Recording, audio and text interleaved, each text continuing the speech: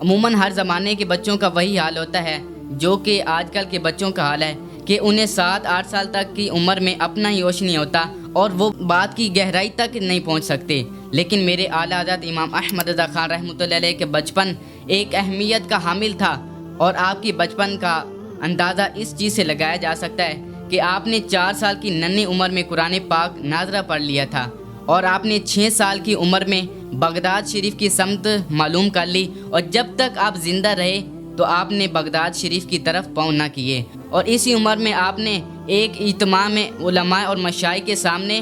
ماہ نور شریف کے مہینے میں میلاد شریف کے موقع پر ایسی تقریر فرمائی کہ سب کی عقلوں کو حیران کر دیا، اور آپ نے اس میں فرمایا کہ جب حضور تشریف لائے تو انہوں نے ہمیں یاد کیا، آج ان کی ولادت کا دن جب آئے تو ہم انہیں کس طرح یاد نہ کریں۔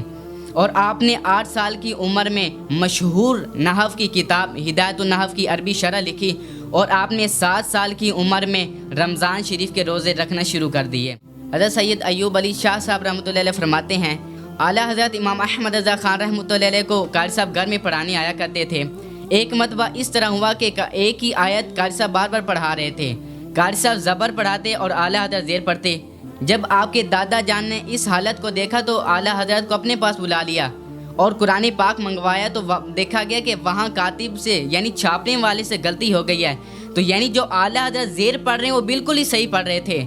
آپ کے دادا جان نے اعلیٰ حضرت سے فرمایا کہ احمد رضا کہ قاری صاحب تمہیں زبر پڑھاتے ہو، تم زیر پڑھتے ہو۔ تو اعلیٰ حضرت فرماتے ہیں، دادا جان میں کیا کروں، میں ارادہ زبر پڑھنے کا کرتا ہوں لیکن میری زبان سے زیر جاری ہوتا ہے، تو اس سے پتہ چلا کہ آپ کی زبان سے ہمیشہ حق اور سچ جاری ہوتا تھا۔ آپ خود فرماتے ہیں کہ ایک استاد صاحب جن سے میں ابتدائی کتاب پڑھتا تھا، اور جب وہ مجھے سبق پڑھا دیا کرتے تو میں 1-2 مرتبہ کتاب کو دیکھ کر بند کر دیا کرتا تھا، اور جب میں سبق سناتا تو حرف بہ حرف سبق سناتا تھا۔ تو اس حالت کو دیکھ کر استاد صاحب مجھ پر تعجب کرتے،